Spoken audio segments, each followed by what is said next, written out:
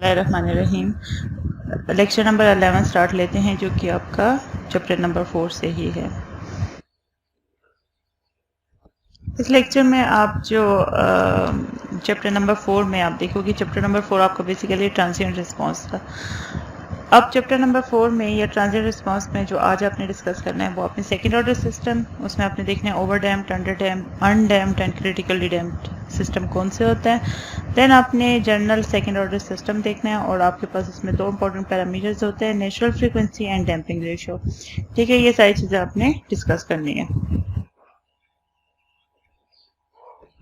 अब देखें, आपने सेकेंड ऑर्डर सिस्टम के पोल जीरोस प्लॉट करने हैं और उसका रिस्पांस देखने कि वो किस टाइप का रिस्पांस है। ठीक है, तो यहाँ पे आप देखें, आपके पास फर्स्ट जो फिगर ए में आपको रिप्रेजेंट किया गया है वो आपके पास आर ऑफ एस, ठीक है, वो आपको सिस्टम बताया गया है। देन आपके पास पोल जीरो प्लॉट है। देन आपके पास थर्ड कॉलम आपको बता रहा है कि सिस्टम का रिस्पांस क्या होगा। तो सबसे पहले जो आपके पास आपने आइडेंटिफाई किया कि आपके पास सेकंड ऑर्डर सिस्टम है, क्योंकि अब जो आप पोल्स कैलकुलेट करोगे, ठीक है, डिनोमिनेटर में आप ट्रांसफर फंक्शन के डिनोमिनेटर में देखें तो आपके पास S square plus A of S plus B आ रहा है। ये आपके पास सेकंड ऑर्डर की इक्वेशन आ रही है। ठीक है, तो यहाँ से आपने आइडेंटिफाई कर लिया कि ये आपके पास सेकंड ऑर्डर सिस्टम है। अब आप इसके पोल्स एंड जीरोस कैलकुलेट करोगे।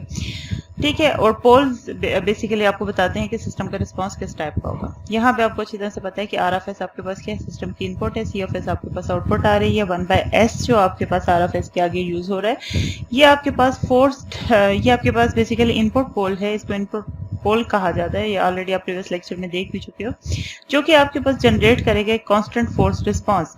देन आपके पास जो जी ऑफ एस है, ठीक है, जी ऑफ एस में आप देख सकते हैं, अब आपने डिनोमिनेटर में जो S square plus A of S plus B है, इसको आपने पार्शियल फ्रैक्शंस इसकी इससे सॉल्व करना है। देन आपने इसको इनवर्स लैप्लास ट्रांसफॉर्म लेना है, तो आपके पास टाइम रिस्पांस आ जाएगा। ठीक है, और अब आपके पास कुछ एग्जांपल्स हैं, वो आपको बताएंगी कि आपके पास सिस्टम का रिस्पांस किस टाइप का आएगा। For example, first of all आप देखें तो आपके पास फिगर बी, ठीक है, जिसमें आपके पास जो ट्रांसफर फंक्शन है 9 divided by S square plus 9 of S plus 9। ठीक है, यहाँ पे आप देखें, आपने इसको पार्शियल फ्रैक्शन से सॉल्व किया और आपके पास जो पोल्स आ गए, ठीक है, आपने इनवर्स लेप्लास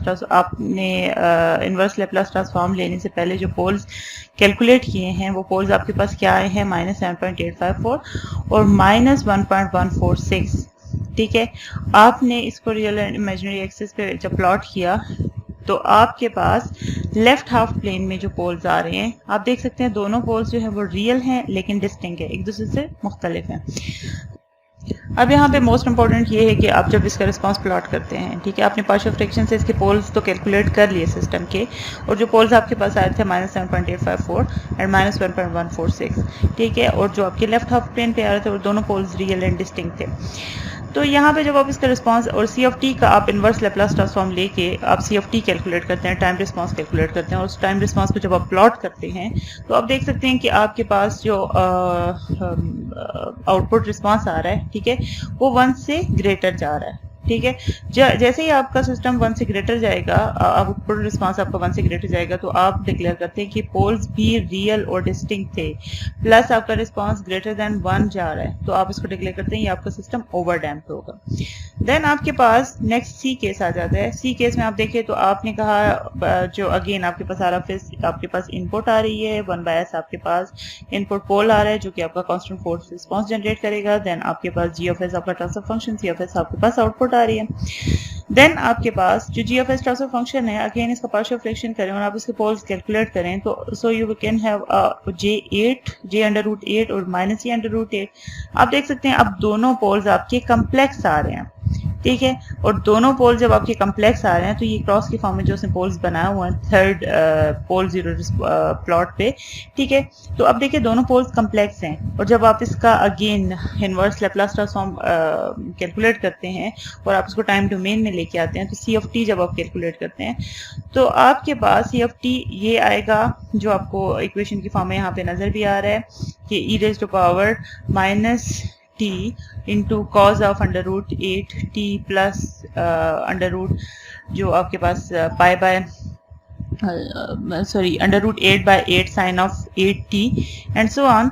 ठीक है, जब आप इसको प्लॉट करते हैं तो आप देखिए तो आपका रिस्पांस आ रहा है बिटवीन 0 एंड 1। ठीक है, आपको जो रिस्पांस मिल रहा है, ठीक है, जो आप बना रहे हो रिस्पांस, चले स्टार्टिंग में एक ओवरशूट आया कि आपके पास 1.4 पे वैल्यू चलेगी अप्रोक्सीमेटली, देन आपके पास वो स्लो डाउन हुआ और आपका रिस्पांस आ रहा है 0 to 1, ठीक है। तो आप इसको कहते हैं कि जब मेरे पास पोल्स कम्प्लेक्स आ जाते हैं और रिस्पांस बिटवीन 0 and 1 आ रहा है आपका, तो आप इसको डिक्लेयर करते हैं कि आपका अंडर डैम्प सिस्टम है, ठीक है। तो सम अप अगर इसको आप करें तो जैसे ही आपके पास पोल्स जो हैं वो मैंने रेड हाइलाइटर के साथ भी लिखा हुआ है, पोल्स आपके पास रियल आएंगे बट डिस्टिंक्ट आएंगे, तो आपका रिस्पांस जो होगा फॉर श्योर आपके पास ओवर डैम्प्ड आएगा। जब आपके पास पोल्स जो हैं वो कम्प्लेक्स आ जाएंगे तो आपका रिस्पांस जो होगा वो अंडर डैम्प आएगा। नेक्स्ट केसेस देखते हैं। नेक्स्ट डी केस देखिए, तो डी केस में आपके पास क्या आ रहा है, अगेन जो आपके पास ट्रांसफर फंक्शन है G of S, that is S 9 divided by S square plus 9। जब आप इसके पोल्स कैलकुलेट करते हैं तो देखिए दोनों पोल्स आपके पास J3 माइनस J3 आ रहा है और वो एग्जैक्टली आपके इमेजिनरी एक्सिस के ऊपर आ रहे हैं, तो दैट मीन्स आपके पोल्स जो हैं यहाँ पे इमेजिनरी हैं। जब आपके पास इमेजिनरी पोल्स होंगे तो आपका जो रिस्पॉन्स है वो अनडैम्प्ड है, ना तो वो क्रिटिकली डैम्प्ड है, वो डैम्प्ड है ही नहीं, ठीक है, वो बिटवीन 0 and 1 लाई करेगा ही नहीं, ठीक है। तो आपके पास अनडैम्प्ड रिस्पांस आपका देख सकते हैं, ये ऑसिलेटरी रिस्पांस आपको मिल रहा है 1 माइनस कॉज ऑफ 3t, ठीक है। सी ऑफ टी जब आप इसका कैलकुलेट करेंगे डी केस का, तो आपके पास ये रिस्पांस जो होगा वो आपके पास अनडैम्प्ड आ गया। तो आप कहते हैं जब आपके पास पोल्स एग्जैक्टली इमेजिनरी एक्सिस पे आ जाते हैं या पोल्स आपके पास इमेजिनरी आ जाते हैं तो आपका रिस्पांस जो होगा वो अनडैम्प्ड होगा। लास्ट केस देखते हैं। लास्ट केस में आपके पास क्या आ रहा है कि आपके पास again R F S equal to आपका इनपुट पोल जो है 1/s है, ट्रांसफर फंक्शन आपके पास है 9 divided bye s square plus 6x plus 9। जब आप यहाँ से कैलकुलेट करते हैं ट्रांसफर फंक्शन से, अगेन पार्शियल फ्रैक्शन यूज करके आप पोल्स को कैलकुलेट करते हैं, ठीक है, तो आपके पास पोल्स क्या आ जाएंगे 3, ठीक है, दोनों पोल्स की वैल्यू आ रही है 3, ठीक है, s+3 और s+3 दोनों आ जाएंगे, तो उसको आप -3 पे प्लॉट कर लेंगे। तो आप देख सकते हैं कि आपको लेफ्ट हाफ प्लेन में दोनों पोल्स जो हैं वो -3 के ऊपर नजर आ रहे हैं। तो दैट मीन्स यहाँ पे आपके पोल्स जो हैं वो रियल हैं और सेम हैं, ठीक है। और जब आप इसका रिस्पांस कैलकुलेट करते हैं तो सी ऑफ टी की वैल्यू आपके पास यहाँ पे आ रही है, आप देख सकते हैं। आपने जब इसको प्लॉट किया तो आपके पास आप देखें तो एग्जैक्टली 1 के ऊपर आपको रिस्पांस मिल रहा है सिस्टम का, ठीक है। तो ये जब आपके पास पोल्स रियल एंड इक्वल होंगे तो आपके पास जो रिस्पांस आएगा वो आप उसको कहते हैं कि वो आपके पास क्रिटिकली डैम्प्ड रिस्पांस है, और जो कि आपका आइडियल रिस्पांस होता है। आप किसी भी सिस्टम से क्रिटिकली डैम्प्ड रिस्पांस लेना चाहते हैं, ठीक है ना, तो आप अनडैम्प्ड लेना चाहते हैं, ना ओवर डैम्प्ड लेना चाहते हैं, ना अंडर डैम्प्ड लेना चाहते हैं, आप क्रिटिकली डैम्प्ड रिस्पांस कैलकुलेट करना चाहते हैं। तो क्रिटिकली डैम्प्ड आपके पास तब आएगा जब आपके पास पोल्स रियल और इक्वल होंगे, ठीक है।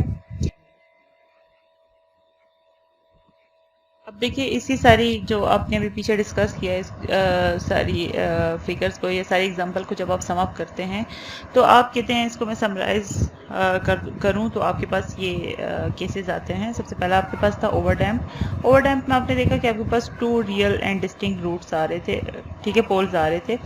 जो आपके पास सिग्मा 1 आप देख सकते हैं पोल्स क्या थे, 2 रियल और सिग्मा 1 और सिग्मा 2 थे, ठीक है। और आपका नेचुरल रिस्पांस जब आपने उसको प्लॉट किया था सी ऑफ टी, तो आप देख सकते हैं आपके पास 2 एक्सपोनेंशियल्स आएंगे, e raised to power minus sigma 1 of t और e raised to power minus sigma 2 of t, जो इक्वेशन में आप देख भी सकते हैं, और उनके साथ कोई कांस्टेंट्स होंगे और देन आपने उन दोनों को सम अप करके सी ऑफ टी रिस्पांस लिया था। तो आप कहते हैं ये जो आपके पास पोल्स आपके आए हैं ये एक्सपोनेंशियल की टाइम कांस्टेंट्स बन जाएंगे, omega T e raised to power minus omega T होता है, तो यहाँ पे आप कहते हैं कि एक्सपोनेंशियल का टाइम कांस्टेंट हो जाएगा। देन आप देखें आपके पास जो सेकंड केस था, सेकंड केस आपका अंडर डैम्प था। अंडर डैम्प आपने कब डिक्लेयर किया, जब आपके 2 कम्प्लेक्स पोल्स आ जाएंगे। कम्प्लेक्स किस फॉर्म में आएगा, जब उसमें जे टर्म्स इन्वॉल्व हो जाएगी। तो आप कहते हैं आपके पास जो सिग्मा डी प्लस माइनस जे ओमेगा डी 2 पोल्स आ रहे थे और दोनों कम्प्लेक्स पोल्स थे।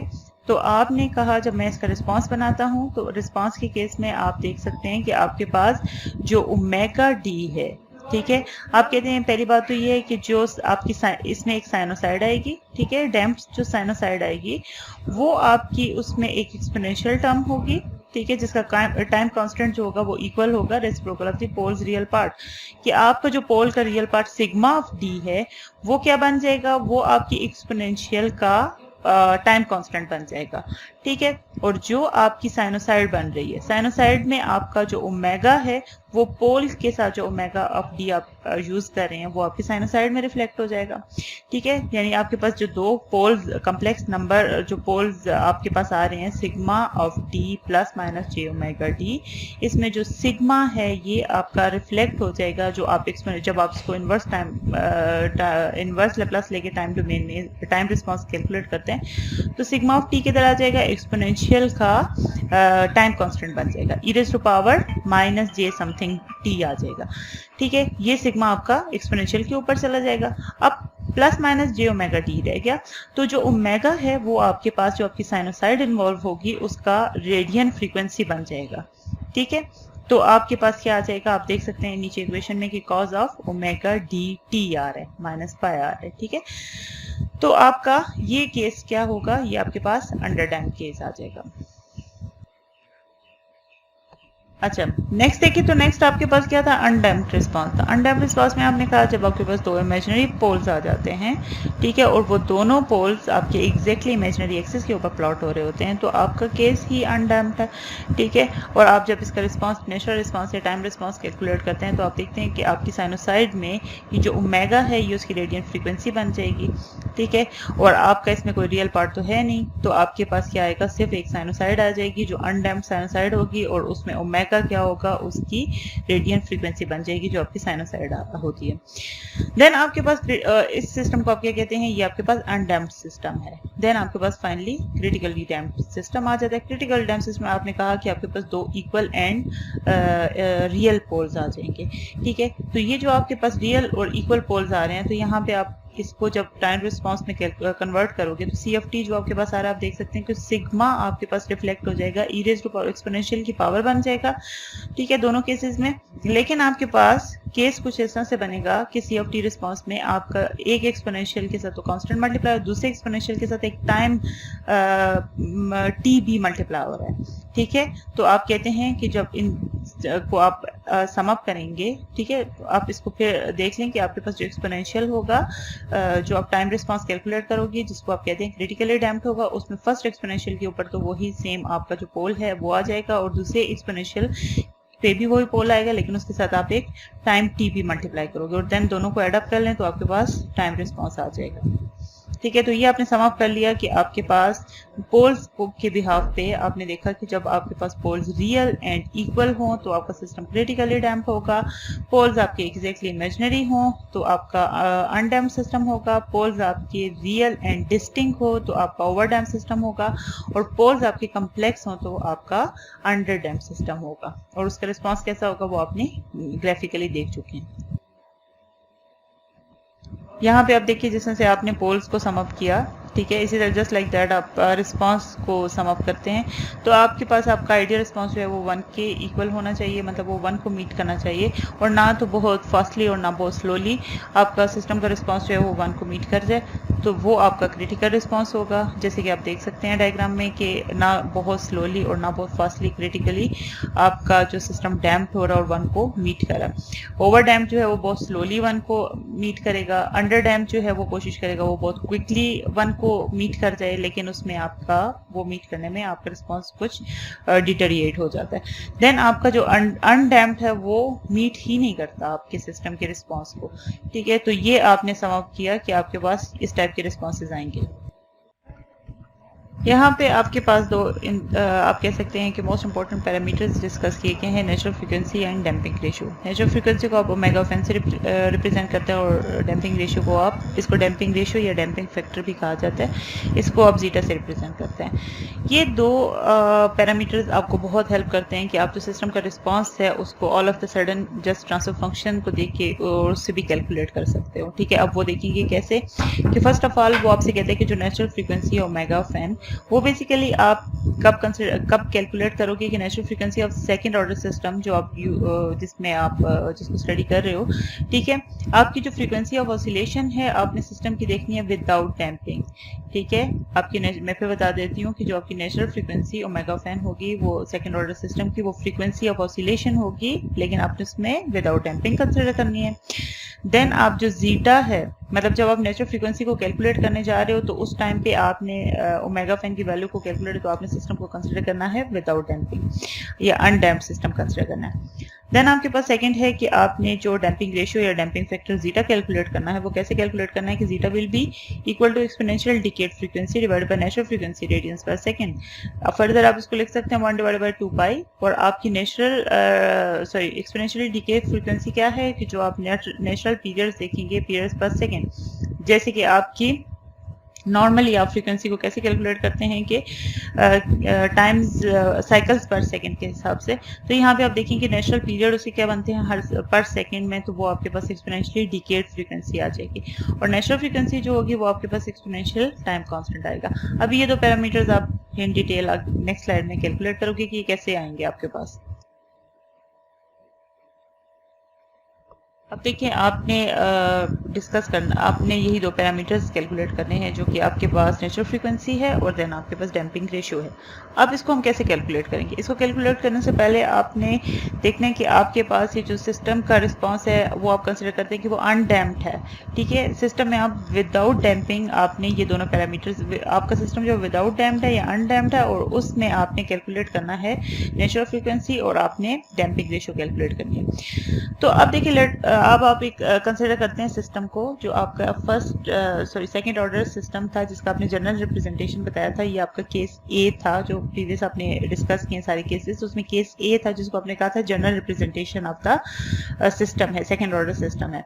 तो आप उसमें देखिए G of S is equal to B divided by S square plus A of S plus B, ठीक है। और अब आप अपने सिस्टम को कंसिडर, क्योंकि आप ये दो omega of N natural frequency और जीटा डैम्पिंग रेशियो कैलकुलेट करने जा रहे हैं, तो आपने सिस्टम को अनडैम्प्ड कंसिडर करना है।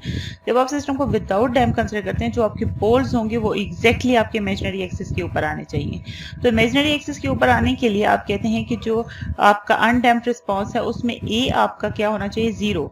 ये जो आपका ट्रांसफर फंक्शन है इसमें जो ए है ये आपका बेसिकली डैम्पिंग शो करता है कि सिस्टम किस तरह से डैम्प करेगा। लेकिन अब जब इसको 0 कंसिडर करते हैं तो आप देखें आपके पास क्या आ जाएगा, G of S is equal to B divided by S square plus B, ठीक है।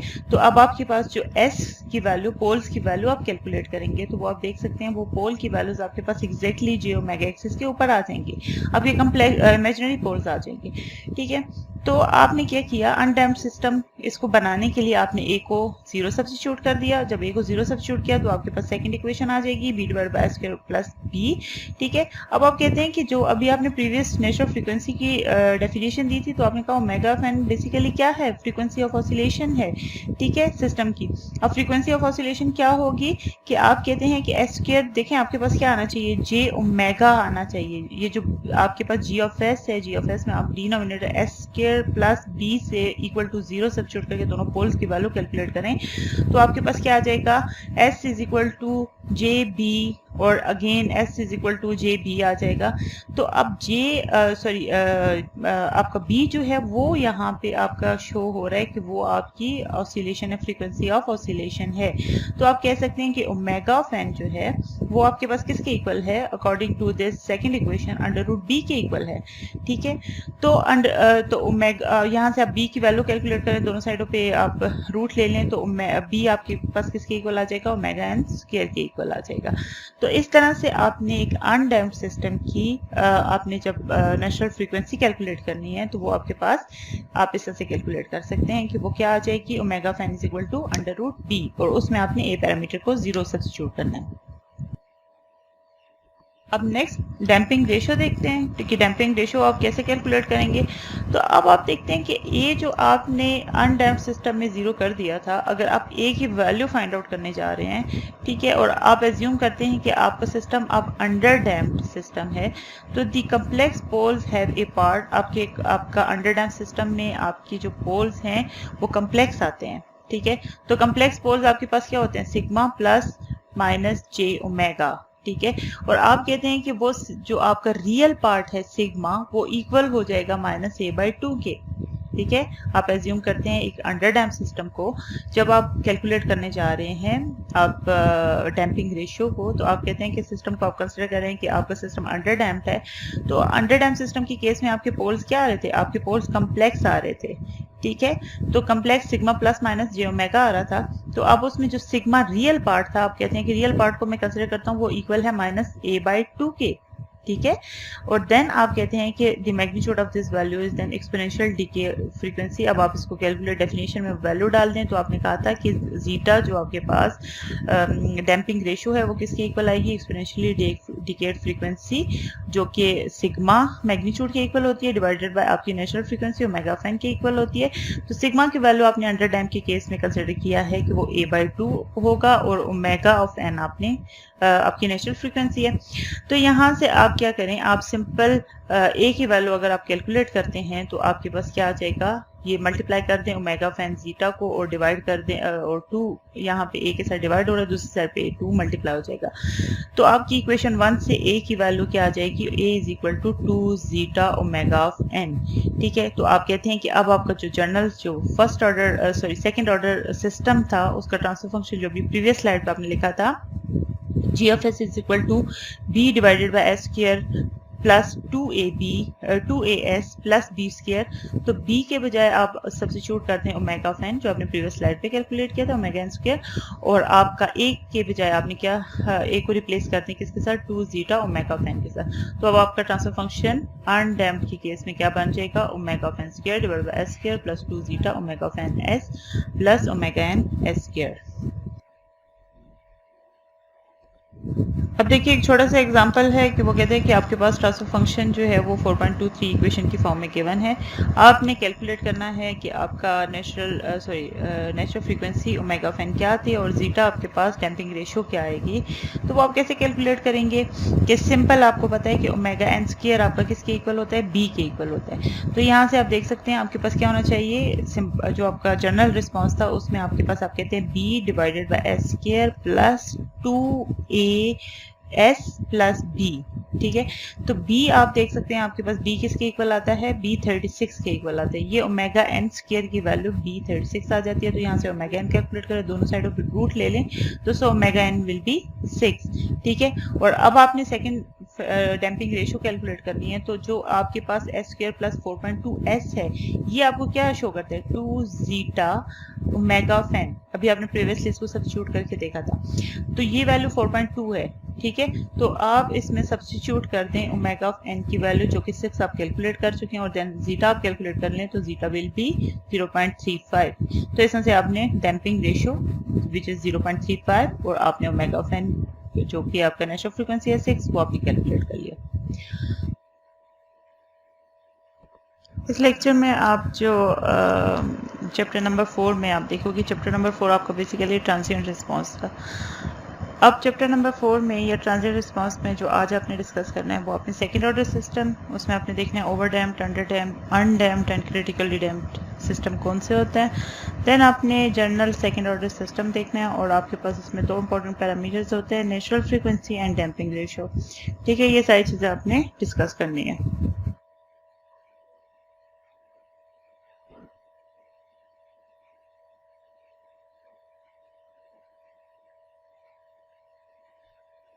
अब यहाँ पे आप अपने सिस्टम को आप कह सकते हैं कि आप मज़ीद सिंप्लीफाइड वर्जन में देख सकते हैं कि आपका सिस्टम किस टाइप का है। जस्ट आप अपने सिस्टम ट्रांसफर फंक्शन का आप zeta and omega of N calculate कर लें, ठीक है। जीटा आपके पास क्या था, जीटा आपके पास डैम्पिंग रेशियो था, ओमेगा ऑफ एन आपके पास नेचुरल फ्रीक्वेंसी। ये 2 पैरामीटर्स कैलकुलेट कर लें तो आपको बहुत अच्छी तरह से समझ आ जाएगा कि आपके सिस्टम का रिस्पॉन्स क्या है, ठीक है। अब आप देख सकते हैं कि सबसे पहले अगर आपके पास जीटा 0 आ जाता है, जीटा 0 आएगा तो इसका मतलब आपके पास जो डैम्पिंग रेशियो है वो 0 आ जाती है। तो आपके पोल्स क्या होंगे, पोल्स आपके एग्जैक्टली इमेजिनरी पोल्स होंगे, जो कि आप और सिस्टम आपका क्या हो जाएगा, अनडैम्प्ड होगा, ठीक है। नेक्स्ट आपके पास क्या आता है कि अगर जीटा की वैल्यू बिटवीन 0, डैम्पिंग रेशियो की वैल्यू बिटवीन, इसको डैम्पिंग रेशियो या डैम्पिंग फैक्टर भी कहते हैं, अगर बिटवीन 0 एंड 1 लाई कर रही है, ठीक है, तो आपके पोल्स क्या होंगे, कम्प्लेक्स होंगे। पोल्स जब कम्प्लेक्स हो जाएंगे, उन पोल्स की वैल्यूज भी आप देख सकते हैं सेकंड ग्राफ के साथ लिखी हुई है, ठीक है। तो उस सिस्टम को आप अंडर डैम्प कहते हैं। थर्ड केस में आपने कहा कि जब आपके पास जीटा की वैल्यू एग्जैक्टली 1 आ जाती है, डैम्पिंग रेशियो या डैम्पिंग फैक्टर आपके पास 1 आ जाता है, तो आपके पास पोल्स जो होंगे वो आपके दोनों रियल एंड इक्वल हो जाएंगे, तो आपका क्रिटिकली डैम्प सिस्टम हो जाएगा। और फोर्थ केस में आपका जब डैम्पिंग फैक्टर या डैम्पिंग रेशियो आपकी ग्रेटर देन 1 आ जाती है,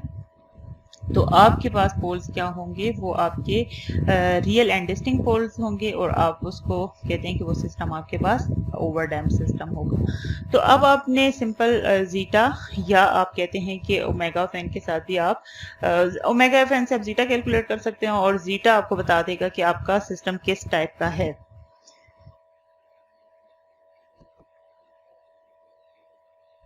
यहाँ पे एक और एग्जांपल आपके लिए है कि आप जीटा को यानी आप डैम्पिंग फैक्टर या डैम्पिंग रेशियो को या नेचुरल फ्रीक्वेंसी को कैसे कैलकुलेट कर सकते हैं। तो देखिए आपके पास वो कहता है कि जो 4.12 फिगर है, ठीक है, ये जो सामने आपको नज़र आ रही है, इसमें आपने find the value of zeta and report the kind of response expected. Zeta की वैल्यू कैलकुलेट करें और बताएं कि आपके पास किस टाइप का रिस्पॉन्स आ रहा है। फर्स्ट केस में आपके पास देखिए 12/s² प्लस 8s प्लस 12 है। देन बी जो आपके पास है ट्रांसफर फंक्शन, उसमें क्या है 16/s² plus 8s plus 16। Third case में आपको 20/s² प्लस 8s प्लस 20। ठीक है, अब देखते हैं इसमें आप जीटा हर केस में कैसे कैलकुलेट करेंगे। अब यहाँ पे आपको वो कहता है कि आपने जनरलाइज फॉर्म में कैलकुलेट करनी है। ठीक है, जनरलाइज फॉर्म आप कैसे कैलकुलेट करेंगे जीटा के लिए कि देखिए आपने जो ट्रांसफर फंक्शन था, ठीक है, उसको आपने जब कन्वर्ट किया था in the form of zeta and natural frequency omega of N के फॉर्म में, तो आपके पास ये देखिए फर्स्ट इक्वेशन में C of S is equal to omega N square divided by S square plus 2 zeta omega of N S plus omega N square आ गया था। ठीक है, इसके साथ जो आपको 1/s नजर आ रहा है ये आपका इनपुट पोल है। ठीक है, ये आपको पता है जैसे आपकी क्वाड्रेटिक इक्वेशन आती है तो आपके पास एक इनपुट पोल लाजमी एवेलुएट होके आता है। अब इस इक्वेशन को फर्दर सिंप्लीफाई करके आप लिख सकते हैं, आप क्योंकि पार्शियल फ्रैक्शन करने जा रहे हैं तो जब आपके पास स्क्वायर डिनोमिनेटर में आपके पास सेकंड ऑर्डर इक्वेशन यूज हो रही है तो आप देखिए कि 1/s आप लिख सकते हैं जो सिंगल है। देन आपके पास जो डिनोमिनेटर पे सेकंड ऑर्डर इक्वेशन है s square plus 2 zeta omega of N S plus omega N square. तो ये आप इसको जब पार्शियल फ्रैक्शन के लिए लिखते हैं तो आपको अच्छी तरह से पता है कि आपने k2s plus k3 divided by आपने ये इक्वेशन लिख दी जो डिनोमिनेटर में s square plus 2 zeta omega of N S आ गया plus omega of N square आ गया। ठीक है, अब आप जब इसको पार्शियल फ्रैक्शन से आपको अच्छी तरह से पता है कि अब आपने सेकंड ऑर्डर सिस्टम की पार्शियल फ्रैक्शन किस तरह से कैलकुलेट करनी है, तो जस्ट आप इसको एक्सपेंड करें यूजिंग पार्शियल फ्रैक्शन तो आपके पास सी ऑफ एस का ये रिस्पॉन्स आ जाएगा।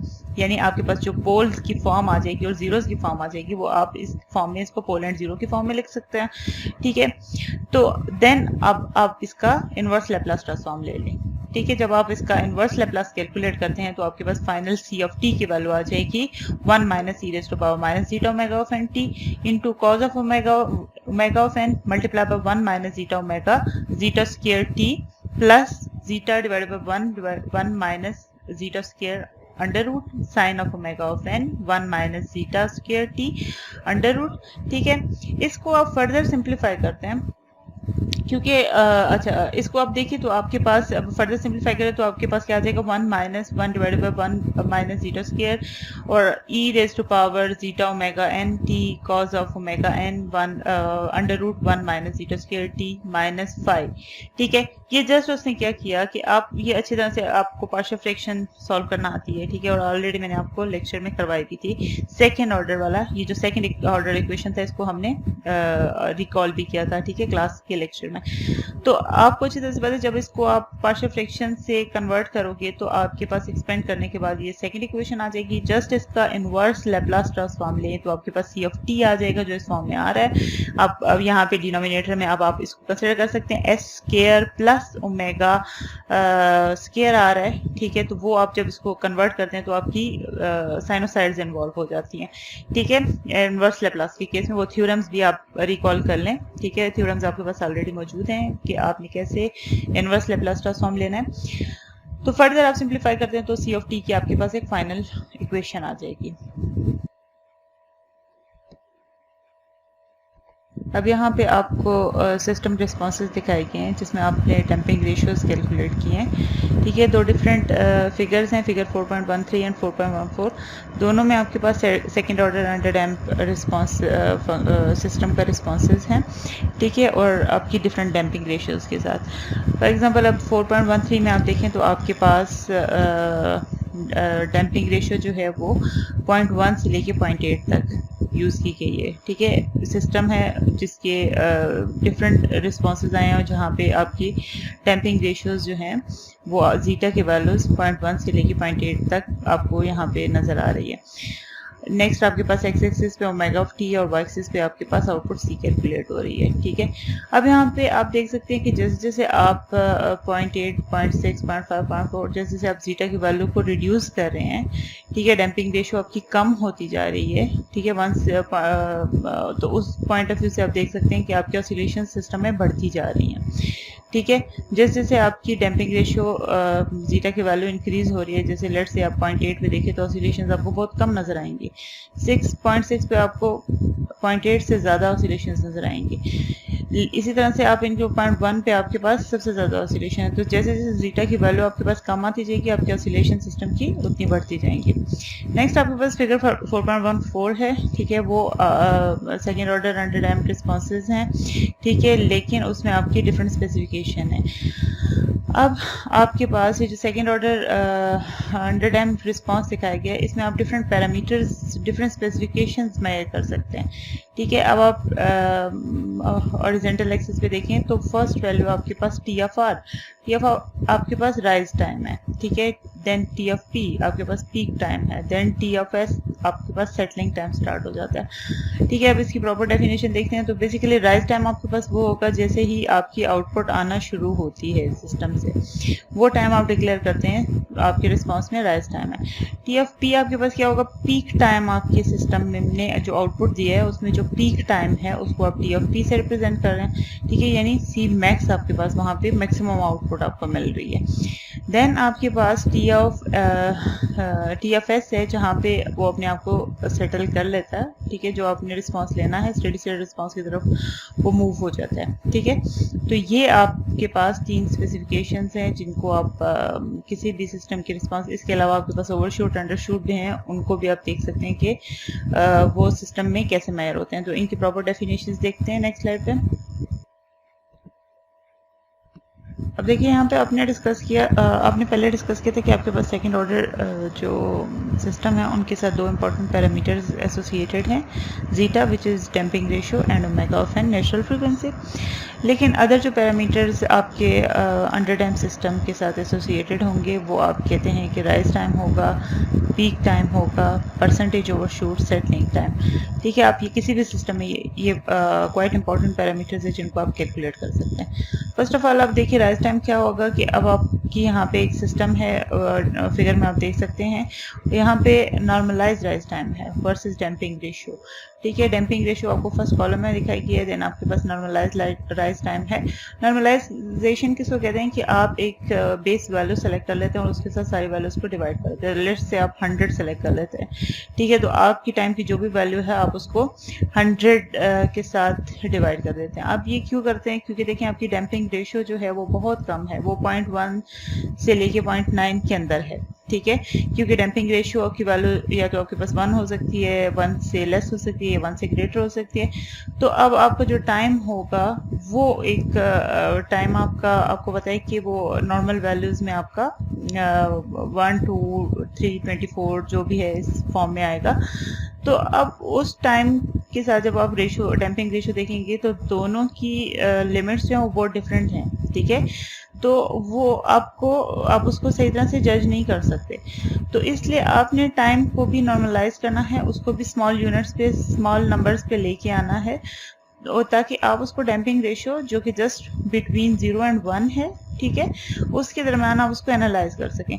तो इस वजह से आप टाइम को भी डिवाइड कर देते हैं 100 के साथ कि आप उसको नॉर्मलाइज्ड फॉर्म में देखना चाहते हैं ताकि आप दोनों का कंपैरिजन कर सकें, दोनों चीज़ों को विजुअलाइज कर सकें। तो अब आपके पास राइज टाइम क्या होगा, आप देख सकते हैं कि आपके पास वेव फॉर्म जो है वो डैम्पिंग रेशियो आपको गिवन है 0.1 to 0.9। राइज जो आपके पास राइज टाइम है वो वैल्यूज आपको नॉर्मलाइज्ड फॉर्म में गिवन है 1.104 से लेके 2.883 तक।